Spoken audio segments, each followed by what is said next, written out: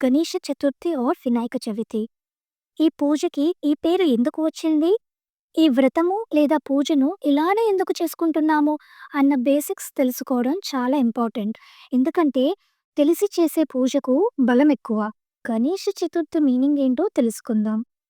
బ్రహ్మదేవుడు సృష్టి చేస్తున్నప్పుడు చాలా విఘ్నాలు ఎదురయ్యాయి. విఘ్నాలు అంటే ఛాలెంజెస్, డిఫికల్టీస్ అనమాట. అవన్నీ తొలగించుకోవడానికి ప్రణవ ధ్యానం చేశాడు. ప్రణవం అంటే ఓంకారం.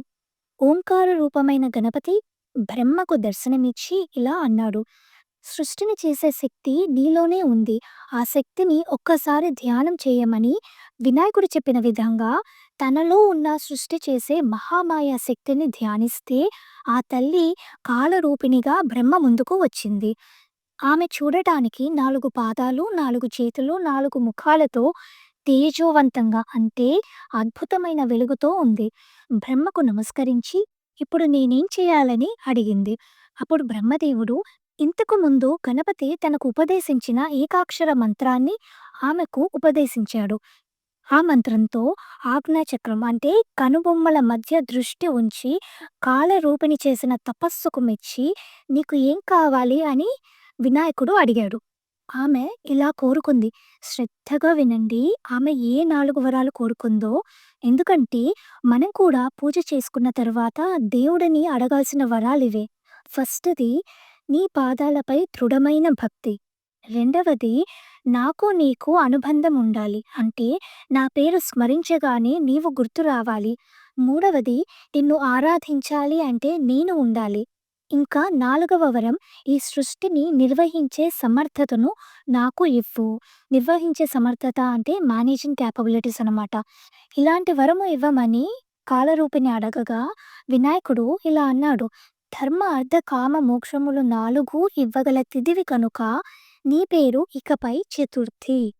నిరాకారమైన నేను అంటే ఏ ఆకారము లేని నేను ఏ కల్పములోనైనా ఒక ఆకారం తీసుకుని జన్మిస్తే అది నీ తిథిలోనే జన్మిస్తాను. నీవు నా జన్మ తిథివి అని వరమిచ్చాడు. అంతేకాకుండా నీ వ్రతాన్ని చేసుకున్నవారు అన్ని విఘ్నాలను తొలగించుకుంటారని వరమిచ్చాడు వినాయకుడు. చతుర్థి వ్రతం చాలా గొప్ప వ్రతం. ఈ విధంగా చతుర్థి వినాయకుని జన్మతిథి అయ్యింది. పుట్టినరోజు అందుకే తిథి ప్రకారం చేసుకోవాలి. అప్పుడు ఆ తిథి దేవత మనకు అనుకూలంగా ఉంటుంది. ఇలా వినాయకుడు వరం ఇవ్వగానే ఆమె ప్రయత్నం లేకుండానే ఆమె నుండి 2 రూపాలొచ్చాయి. దక్షిణం నుంచి శుక్ల, వామభాగం నుంచి కృష్ణ. అంతేకాకుండా ఆమె ముఖం నుండి పాడ్యమి, నాసిక నుండి విధియ, వక్షస్థలం నుండి తృతీయ, వేళ్ల నుండి పంచమి, హృదయం నుండి షష్ఠి, కనుల నుండి సప్తమి, బాహువుల నుండి అష్టమి. బాహువులు అంటే హామ్స్ అనమాట. ఉదరం నుండి నవమి, ఉదరం అంటే పొట్ట. కర్ణం నుండి దశమి, కర్ణం అంటే చెవి. కంఠం నుండి ఏకాదశి, పాదం నుండి ద్వాదశి, స్తనాత నుండి త్రయోదశి, అహంకారం నుండి చతుర్దశి, మనసు నుండి పౌర్ణమి, అమావాస్య. ఇలా తిథులన్నీ చతుర్థి తిథి నుండి వచ్చాయి. చతుర్థి దేవత తిథుల జన్మ తల్లి. అటువంటి తల్లిని ఒక్కసారి నమస్కరించుకుని తర్వాత ఏం జరిగిందో చూద్దాం.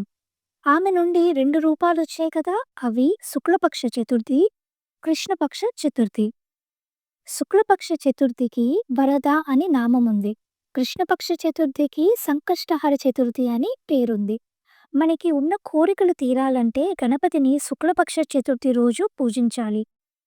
మనకి ఉన్న కష్టాలన్నీ దాటడానికి గణపతిని కృష్ణపక్ష చతుర్థి రోజు పూజించాలి. వరద చతుర్థి ఏమో ఉదయం చేసుకోవాలి. సంకష్టహర చతుర్థి ఏమో చంద్రుడు ఉదయించాక చేసుకోవాలి. వరద నామం కూడా చాలా గొప్ప నామం. ఒక్కొక్క దేవతకి ఒక్కొక్క స్వభావం ఉంటుంది. వినాయకుడి స్వభావం వరాలివ్వడం. ఆయనకి వరాలివ్వడం అంటే చాలా ఇష్టం. అందుకే ఆయన పేరు వరద. అథర్వశీర్షంలో కూడా వరదమూర్తయే నమో నమః అన్న నామం ఉంది. ఇన్ఫాక్ట్ గణపతి మూలమంత్రంలో కూడా వరవరద అని వస్తుంది. ఈయన తొందరగా వరమిస్తాడన్నమాట. వేరే ఏ దేవుని మంత్రమైనా సిద్ధి పొందడానికి కోట్ల సార్లు జపించాలి. ఫర్ ఎగ్జాంపుల్ ఓం నమః శివాయ అన్న మంత్రం సిద్ధి పొందాలంటే 5 కోట్ల సార్లు జపిస్తే కానీ సిద్ధి కలగదు. కానీ వినాయకుడు ఎంత స్వీట్ అంటే వినాయకుడు ఏ మంత్రమైనా సరే 4 లక్షల సార్లు చదివితే చాలు ఆ మంత్రం మీకు సిద్ధిస్తుంది. ఈయన వరవరద. తొందరగా వరం ఇవ్వడానికి సిద్ధంగా ఉండే స్వీటెస్ట్ దేవుడు వినాయకుడు. సో, చతుర్థి దేవత ఎవరో తెలుసుకున్నాం కదా! గణేశ అంటే ఏంటో తెలుసుకుందాం. ఈశా అంటే కింగ్ అని అర్థం. సృష్టి చేసేటప్పుడు బ్రహ్మకు సహకరించిన గణాలు ఫర్ ఎగ్జాంపుల్ ఇప్పుడే చెప్పుకున్నాం చతుర్థి తిథి. ఆ తిథి నుంచి వచ్చిన తిథి దేవతలు వీరందరూ కూడా బ్రహ్మ సృష్టి చేయడానికి హెల్ప్ చేసిన గణాలలో ఒకరు. అలా బ్రహ్మ సృష్టి చేయడానికి సహకరించిన గణాలు, విష్ణువు స్థితి చేస్తున్నప్పుడు సహకరించే గణాలు, రుద్రుడు లయం చేసేటప్పుడు సహకరించే గణాలు. ఈ 3 గణములకు అధిపతి అయిన పరబ్రహ్మ గణపతి. అందుకే ఆయనకు గణేశ అని పేరు. గణేష పురాణం, బ్రహ్మ వైవర్త పురాణం, ఇంకా స్కాంద పురాణంలో గణేష ఖండంలో ఒక చిన్న పవర్‌ఫుల్ మంత్రం ఉంటుంది. ఆ మంత్రము రోజుకి 1000 సార్లు చదివితే చాలా మంచిది. ఆ మంత్రం ఒకసారి చెప్పుకుందాం. శ్రీ గణేశాయ నమః. అనేకత్వం గణం, ఏకత్వం ఈశ్వరత్వం. ప్రపంచమంతా అనేకంగా కనపడుతోంది కనుక ప్రపంచం గణం. అనేకమైన ప్రపంచానికి పతి గణపతి. ఈ నామం చాలా పవర్‌ఫుల్. రోజుకి 1000 సార్లు చదవండి. చాలా మంచిది. గణేష చతుర్థి అంటే అర్థం తెలిసింది కదా! వినాయక చవితి అంటే ఏంటో తెలుసుకుందాం. చతుర్థి అన్నా, చవితి అన్నా ఒకటే. వినాయకుడు అంటే వినయనము ఇచ్చువాడు.